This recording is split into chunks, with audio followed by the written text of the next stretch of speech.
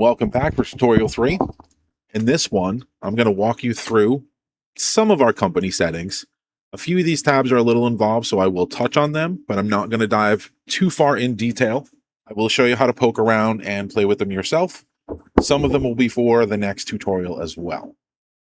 Let's get going. So once you are logged in, come back up to this gear icon, click on company settings.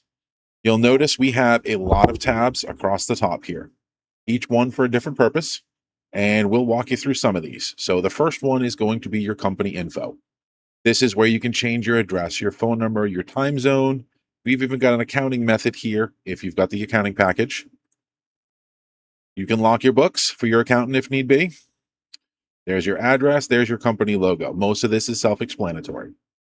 The next tab we've already gone through in our setup wizard. This is your operating costs. If you need to come in and change anything that we've preset up, as far as your labor rates, powder coating costs, tax rate, shop supplies rate, if you put a number in here, like for instance, in my shop, we charge 2.5% shop supplies on every single invoice. This will automatically add it to every single invoice that you create. Saves you a little bit of time. Down here, we've got our facilities overhead, which we did in the setup wizard as well. Equipment operating costs, same thing, went through in the setup wizard. Here is your default markup that we set in the setup wizard. Shop minimum. Here's a new setting right here for rush charges. If you've got a customer that comes in and absolutely has to have this in a rush, you can set your default rush charge based on percentage or fixed amount. Pick your poison and then fill in your amount here. It'll add that if you mark it as a rush job. Down here, these fields for part complexity multipliers are used for our AI photo quoting. So when you upload an image, we'll get to this as well. I'll get into this in more detail. It will rate your part based on complexity. Simple parts, moderate, complex, extreme.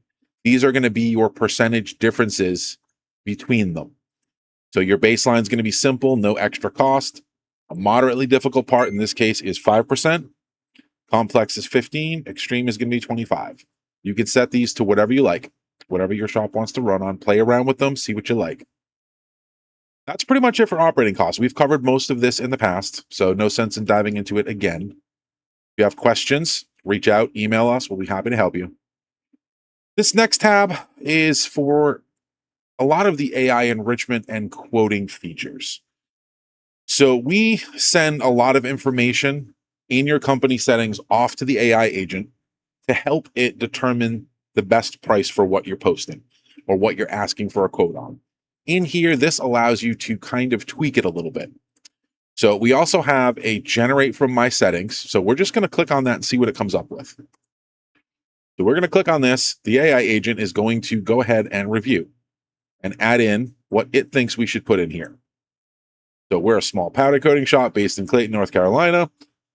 We've got 2 curing ovens, in-house sandblasting, media blasting. Powder categories we stock are powder and primer.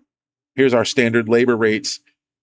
You can edit this to include any other details you think will help AI give you a better quote based on a photo, if that makes any sense. A lot of this you're going to have to play around with. The box over here will kind of explain a little bit of how to add your description in here, but there's no right or wrong answer to put in here. This is just extra information that we are going to hand off to our AI agent that says, hey, give me a quote on this set of wheels or this lift kit or grandma's sewing machine. Anything you might be quoting, this will kind of help tweak the cost based on what your shop can do. Any questions on this, please reach out. This is an interesting one, but you're gonna have to play around with it a little bit. Okay, let's move on to the next tab. Shop equipment profile. Again, we've gone through this already in the setup wizard. We can change our shop size here. Here's our blasting setups if anything changes or we need to add a new one. And your ovens are down here. Next tab, app defaults.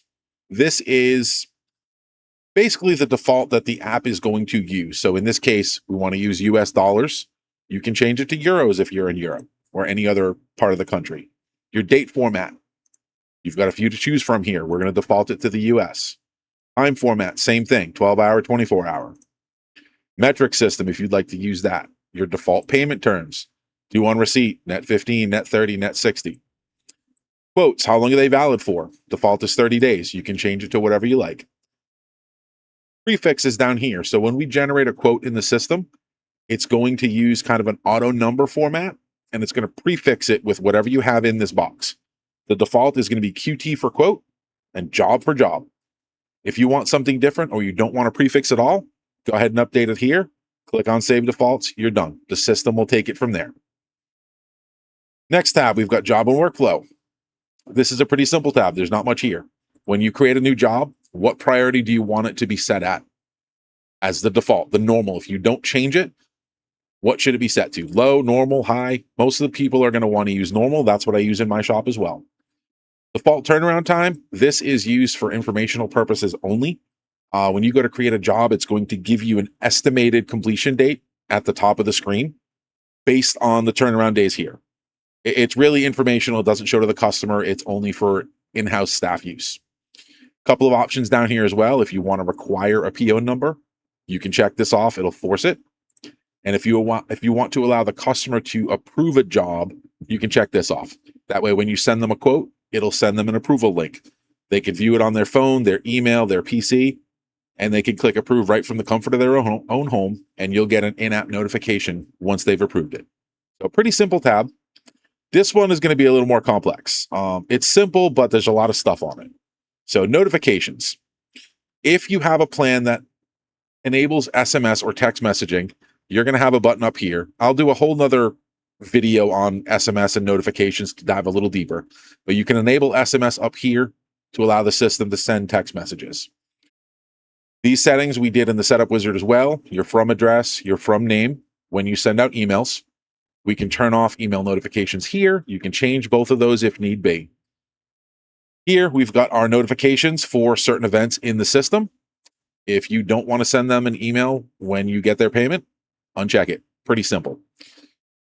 This, again, is our alert thresholds. We did these in the setup wizard as well.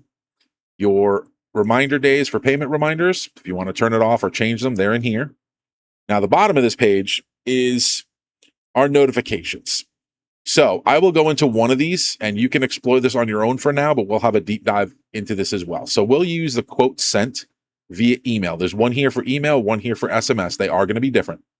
If you click on the edit button, it's going to bring up the default template for the notification that gets sent out when you email a quote to a customer.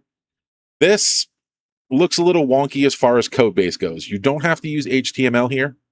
You can if you want. It's advised, so you can kind of leave this here.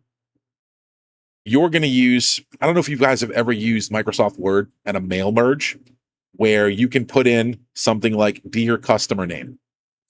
When the system sends this, it's going to look up the customer name and substitute it here for this placeholder field. All your available placeholder fields for this particular message are right here. And if you're in this box, you can click on them. It'll copy it. You can paste it right in here without having to do much of anything. So you don't have to drag your mouse. You can click it, copy, drag over here, paste.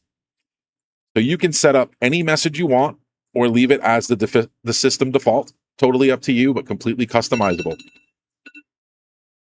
Once you're done, click Save Template. Now your notification will get sent like that every single time. It'll also keep track of when it got modified last. So we'll dive deeper into notifications later. Let's go to the next tab, data retention. This is just for the system itself. How long do we keep data before we can consider archiving it? This is because we're storing a ton of data for every company that uses the system, and eventually we're going to want to kind of make it smaller. So that's what all these settings are for. If your accountant says you should keep quotes for 10 years, change it to 10. The default is going to be 7 years on everything. 90 days for log retention. This is your audit log, your notification logs, everything else in the system that kind of gives you informational stuff about what happened. Same thing here. It's going to auto archive stuff after 365 days. And that's pretty much what this tab is. So this one doesn't mean much as far as system day-to-day use, but it does help us keep the database clean a little bit. Next tab. This one's going to be another very useful tab, but a little not really too complex. So this is something that I call data lookups. So when we go through the system, you're going to have job statuses. When you first create a job, it's going to be put in pending. Then you have a drop-down list for the next bunch of statuses. Now, if you don't want to call it pending, we can add a new job stat. Actually, this one you can't because it's system. I apologize. So we have a quoted status and approved status. If you don't want to call it approved, you can either edit it. You can rename this to customer approved. And click save. That's going to update it everywhere in the system. It's also going to put it at the bottom of your screen once you edit it. But if you grab this box right here, you can drag these up and these will show in order in the dropdown. So for example, your shop doesn't use a cleaning status. We don't want that one at all. Go over here and click delete. It's going to remove it from the list, won't show up again. So when you're in there advancing jobs to the next status, that job won't be an option. We also have in oven, coating, curing. These are all defaults. So keep the ones that your shop uses, add the ones that aren't here that your shop uses. So say we want to do a phosphate prep. Phosphate wash. So we can add this in there. You can give it a badge color, call it a warning, whatever you like. Workflow category, this is going to be what? Pre-production, production, or post-production? Is it a terminal status, meaning this is the last status in the workflow? For this particular thing, it is not. So this is a work in progress one. Click on save. It's going to add phosphate wash in here. Now that's going to show up in your drop downs for your job statuses. Now we do the same thing for each one of these across the top. Job priorities. If you want to call a rush something different, you can edit it. If you want to add different statuses in here, super high, super urgent, business customer urgent, you can add those statuses as well, and they'll be selectable within the app. Same thing for quote statuses. Anything that is flagged as system, you can't change. All the other ones, you can do whatever you like with these. So if you don't want to revise status, delete it. If you want to call it something different, go for it. Edit it. You want to add a new quote status, feel free to do that as well. Same for appointment types. We default to these four. You've got a customer drop-off, pickup, consultation, and scheduled job work. But you've got shop employees. Let's add a type for employee day off.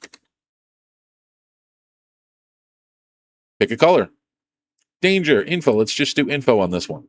Ignore the icon class. This is for something else. We'll get into that later. We don't need to require a job link for this particular one because it's for our employees. Click save. Now, when you go to the appointment calendar, you can schedule an employee day off and pick that category and keep track of your employee's day off. Just informational stuff like that. It's good to help organize. Same thing for inventory categories. Anything that you want to keep track of with the inventory system, you can add in here. These are our defaults again. If you have something specific you want to add in here, so let's say we don't have Cerakote in here. So let's go ahead and add Cerakote. Whoops. So once you type in your display name, now with Cerakote, this is something that we consider a coating. So you want to make sure that this is coating flag is checked off. That drives how we add items to quotes and jobs. It'll allow you to pick colors, layers, things like that. And if you don't check off is coding, it will not show you that stuff during the quote process. So once you add the Cerakote in there, you can order this wherever you want. I want to put it here, or I want to put it up with my coatings. And now these will show in order on your list. Same thing for prep services. These are used on quoting. So again, if you don't have these things, if your shop doesn't offer them, get them off the list. If there are things in here that your shop does offer and you want to add them in here, add them in. So we don't have a pressure washing service. So we can add in pressure washing here. We don't need to select a blast setup for that one, and it's active. So click save. Now you've got pressure washing in here. Again, you can reorder this, put it next to iron phosphate wash. So that's the gist of this entire tab is you can customize all of these display items and drop downs throughout the system to fit your shop workflow needs. Some of these I don't use in my shop as well. So I've customized this as well, just not in the tutorial company. So make it your own. Pick your statuses, pick your priorities. Everything in here can be customized. Let's move on to the next one, PDF templates. This is going to be the template that we send for either a quote, an invoice, or for your work orders. You can pick your accent colors. There's limited options here, but you've got a few selections here. And if you've got a custom selection you really want me to add to this list, let me know. We can add some more colors. So default terms and conditions, and it gives you examples here, payment due within 30 days. This will show up on the customer or on the quote for the customer. You can add a page footer. Same thing for invoice. They're all exactly the same. So pick your favorite color, add in some payment terms, put in a footer. Work order, same thing, except for you got shop terms. So if you've got certain things that you need the customer to agree to on your work order, put them in here. If we want to go, let's say we'll go with red and we'll put in shop terms, go here. And then we'll click preview. And it'll give you a look of what the order or what the work order is going to look like. Once it comes up here,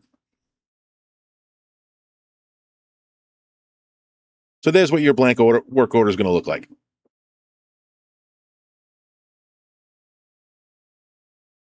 And once you're done with those, you can save them and come back to them if you ever need to deal with them again. Kiosk tab, we're going to skip for the moment. This is to put a tablet on your front counter, and it requires a little more information than we want to get into right now. Time clock, we've got a time clock in the system. So you can enable it, disable it if you don't want to use it. That's actually on the menu down here on the left-hand side. You can allow people to clock in multiple times a day or not, one in, one out. You can set an auto clock out after so many hours, and you can click save time clock and it will save those settings. This also ties into some of the kiosk stuff that we'll get into later, where you can set up a tablet as your time clock, basically. And then custom formulas we are not going to get into right now. This one's a little more complex. So I think in the next tutorial, we are going to dive right in and start creating a quote and a job and an invoice. So hopefully we'll see you then.